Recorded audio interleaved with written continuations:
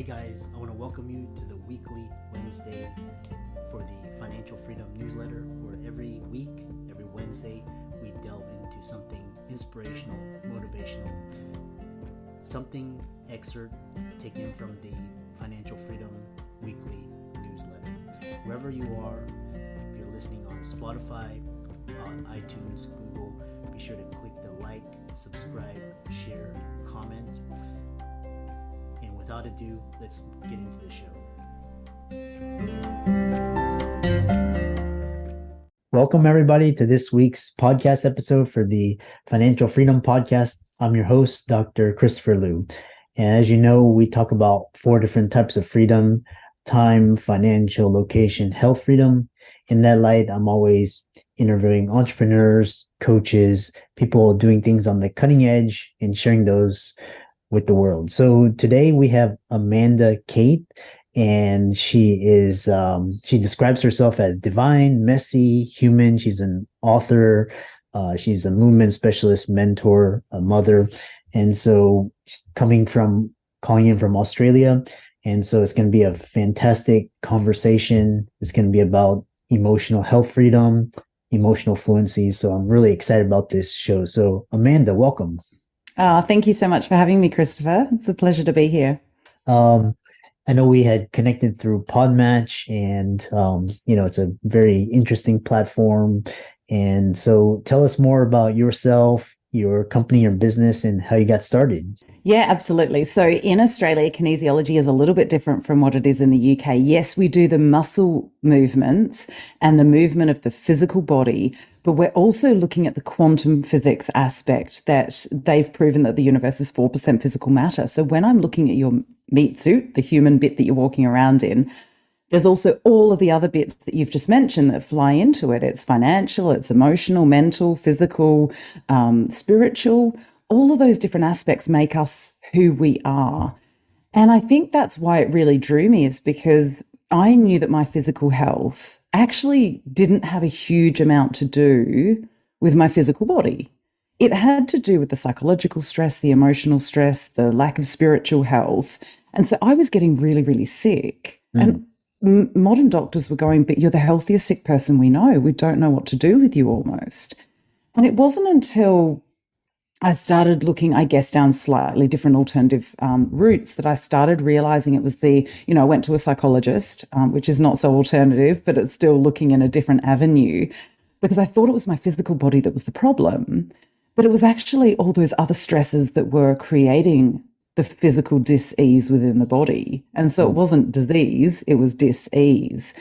And I think even that distinction sat better in my body, because it made sense to me that it was the emotional stress I'd been under for so many years that was starting to have an effect on that physical body. And this is what you see in stress, in overwhelm, in burnout, in all of those things that happen in those more high-flying industries, whether you be a doctor or a lawyer or, anything public-facing, let's face it, is pretty damn stressful. And anything in the service industry is very stressful as well. And you see these people who are trying to do and do and do and do and do more. And I was in that as well. And there's no fulfillment. There's, for me, my marriage was very, very stressful. I didn't know I was in an emotionally and psychologically abusive marriage until I had 2 professionals say, I'm really sorry, I'm stepping out of my wheelhouse here, but how about you go look up narcissistic personality disorder, because everything we've talked about for this past year, it may just give you some answers. And so they didn't tell me what I was dealing with, but they showed me the way. And I read it and I went, oh my God. And literally one was on the Tuesday, one was on the Thursday. I still remember it was the first week of 2016. And on the Friday, I kicked my ex-husband out of my bed. He wouldn't leave the house, but, we at least separated from then. I noticed after, obviously the divorce process is not for the faint-hearted, and I went through more emotional and psychological stress. However, not having that day-to-day bombardment on myself helped me gain some distance and perspective, and working with different mental health professionals, as well as different natural health professionals, as well as traditional doctors, I started to get more and more answers because I wasn't just relying on this one thing. I was looking at a multitude of different things that were feeding into that physical health.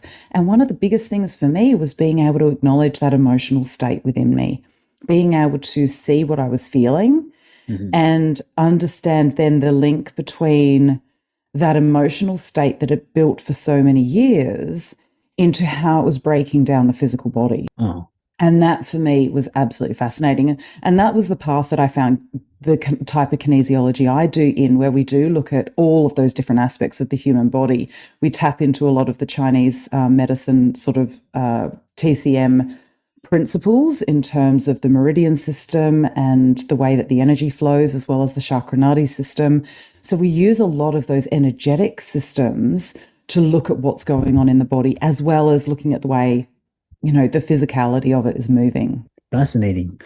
Yeah, very interesting. You know, when I was going through training, you know, residency training here for physicians, you know, you notice, you know, weight gain and just bad sleep habits and eating poorly, and it manifests in different, you know, ways. But what's interesting is you talk about you have a lot of experience and expertise is prioritizing internal truth over external influence. That's very interesting.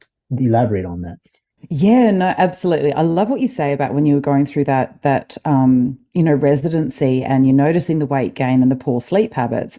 That's your, and you know it, I don't need to tell you, you're a doctor, you know, that's your adrenal system going, I need to be on high alert all the time. And as a doctor, you do. And when you're on call, you are on high alert. So of course you can't sleep well because there's effectively that bear outside your cave that's saying you're not safe. It's not good to go into a deep sleep because you're going to be called on to be into action.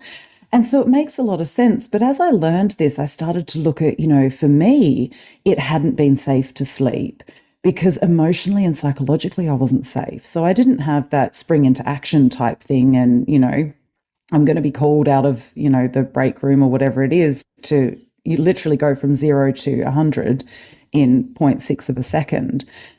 And what I'd realized is my intuition had been screaming at me for years that something wasn't right. If I'm honest with myself, I was getting red flags before I got married. I got red flags right through the relationship. And yet, because of my upbringing, because of the type of person I was, I had always been told I was too sensitive and I needed thicker skin and I couldn't take a joke. No one ever apologized for, you know, being mean and nasty. It was always put back onto me.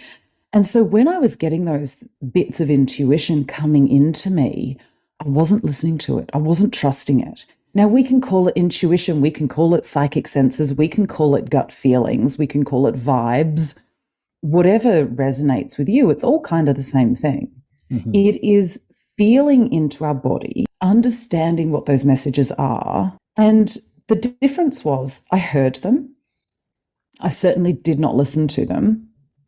I did not trust them because I didn't trust myself. And I never acted on them because I was too afraid to act on them.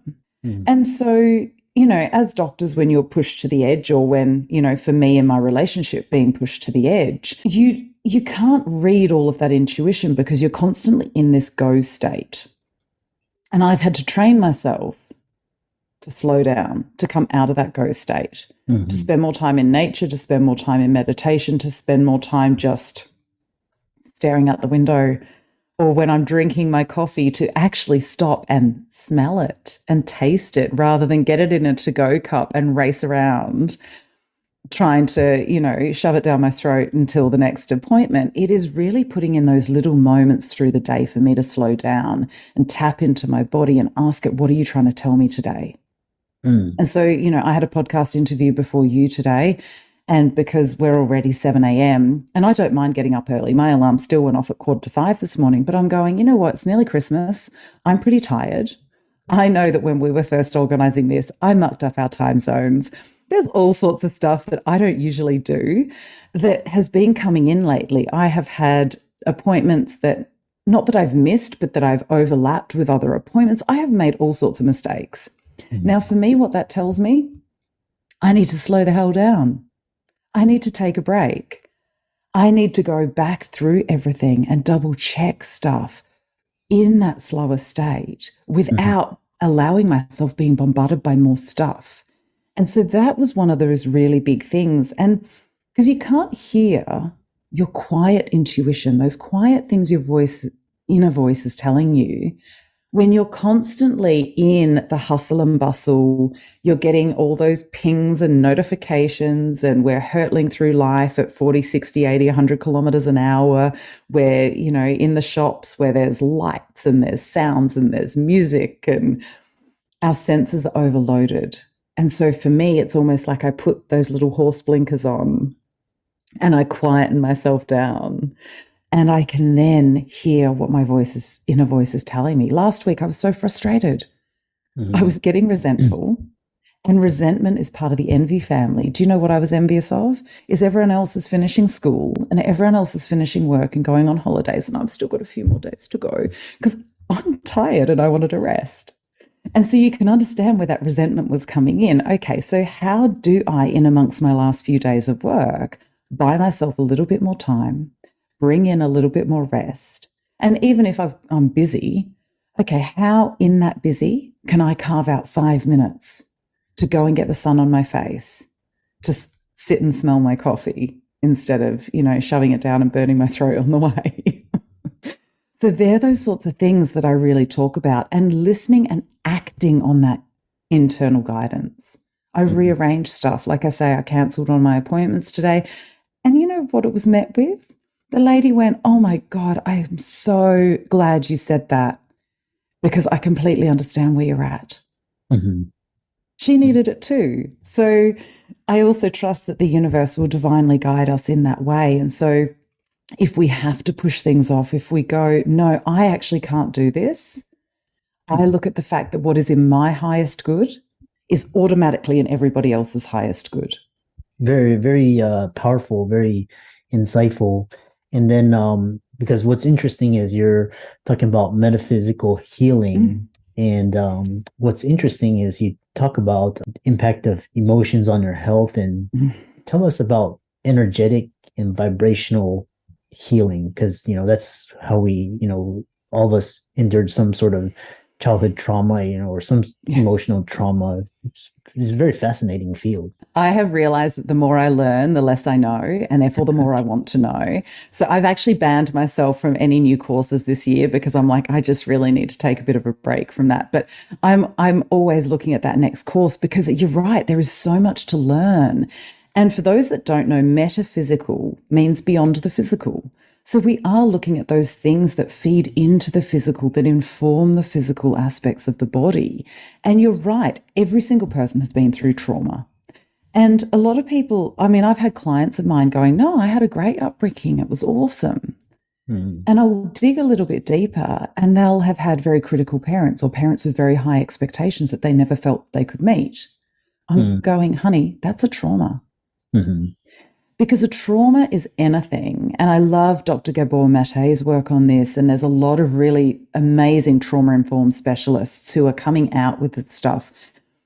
And I love that science is kind of catching up with what we've known for a while, is that a trauma is anything that your body finds less than nourishing and nurturing. And it's how we store that in our body. So it's not just, okay, my parents shouted at me.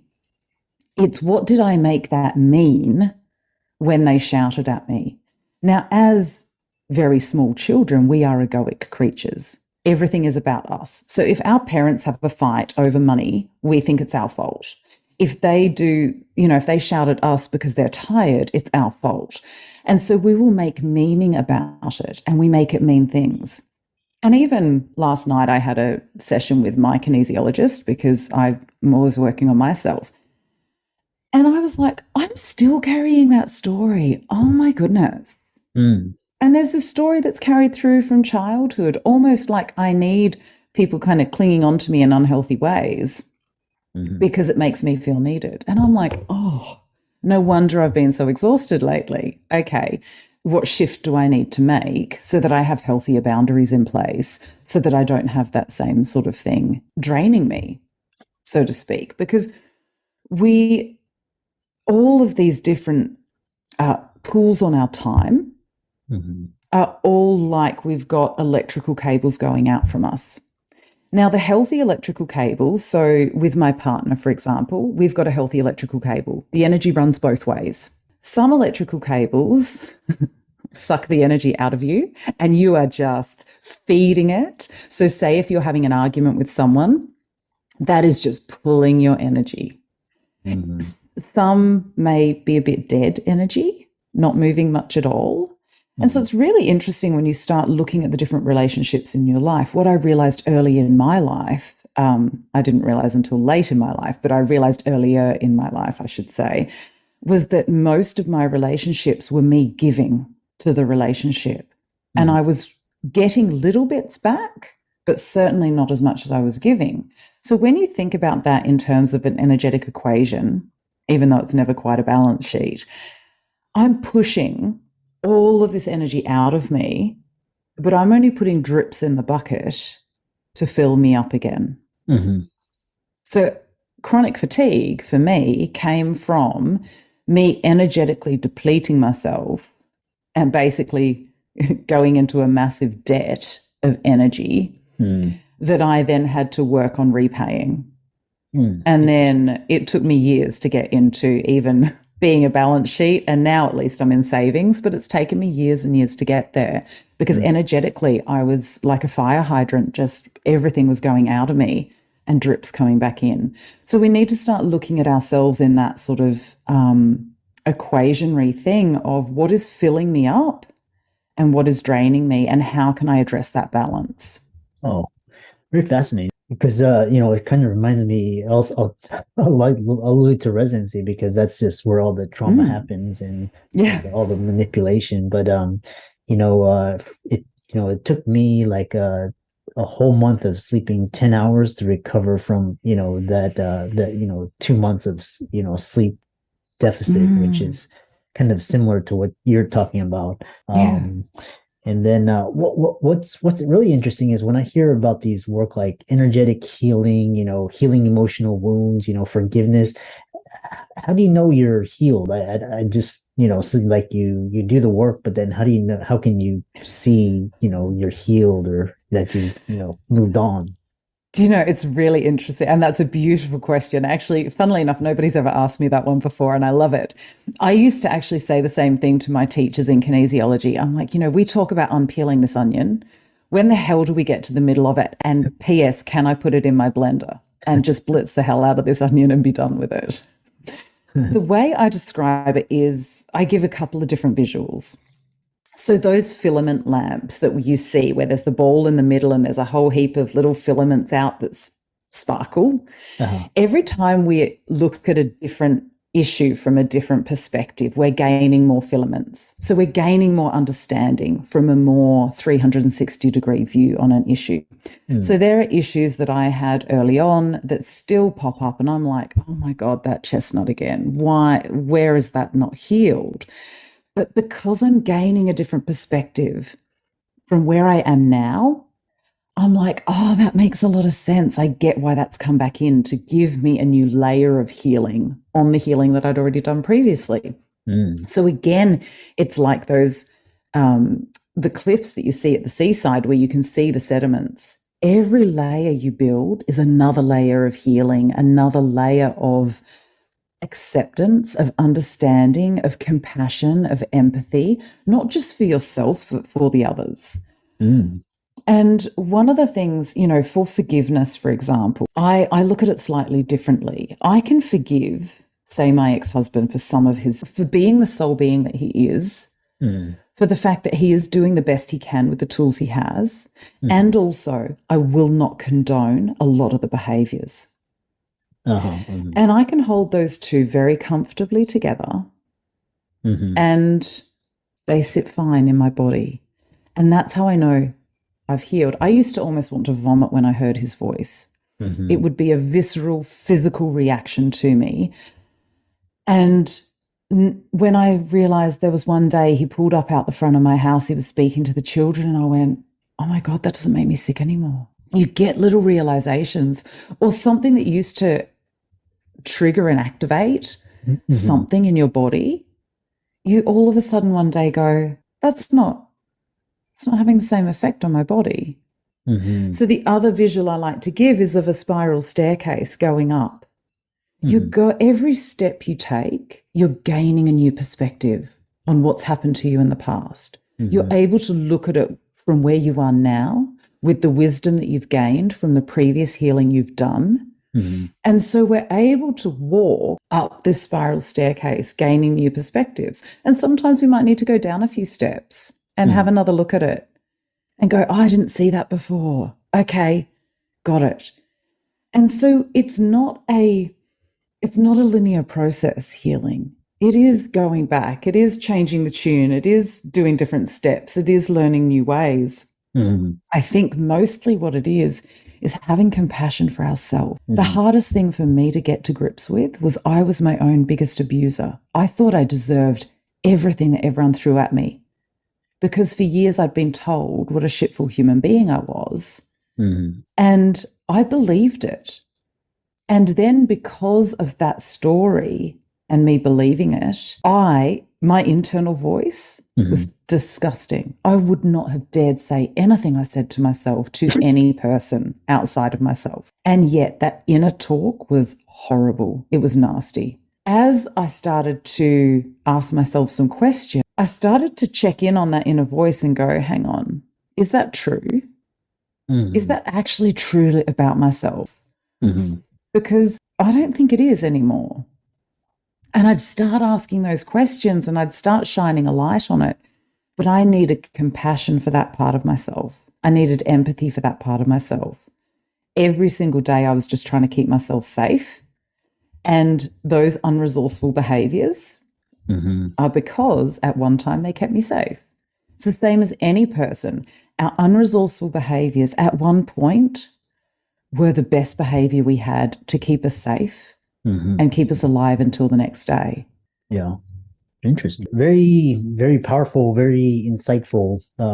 Just talking about, emotional trauma and, where you store that energy in your body. Is it in your head or your neck or, your chest or, so very interesting. And how can people follow you on social media and contact you and follow you? So the best place I always say to start, because it's just easy, is my website, which is amandakate.com.au. So there is the .au on the end for Australia. I am on all the social platforms, but the links are on my website. So rather than give you a whole heap to list out, just go to that one and you'll find me. And for all the listeners out there, Amanda's resources will be in the links and show notes. Thanks so much for tuning in and you sharing your wisdom. And be sure, for the audience out there, be sure to follow Amanda on all her socials: YouTube, LinkedIn, Instagram, Facebook. And with that, thanks so much for coming onto the podcast. Oh, thank you so much for having me. It's been wonderful.